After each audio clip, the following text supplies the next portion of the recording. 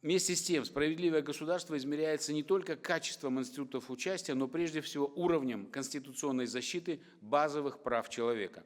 Центральное место среди них занимает право на жизнь. Это высшая ценность и фундамент всей системы прав и свобод. В этой связи заслуживает поддержки позиция уполномоченного по правам человека Артура Оразовича Ластаева о необходимости конституционного закрепления абсолютного характера права на жизнь. Предлагается зафиксировать следующую норму. Право на жизнь является абсолютным и неотъемлемым правом каждого человека. Никто не вправе произвольно лишать человека жизни. И, что очень важно, смертная казнь запрещена.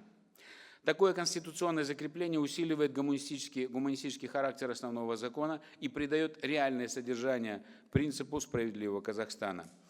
Именно через такие решения формируется доверие общества к государственным институтам и укрепляется социальная устойчивость. Ценности нашего народа незыблемы. Они красной нитью проходят в новой редакции главного закона, и это принципиально важно для многонационального Казахстана.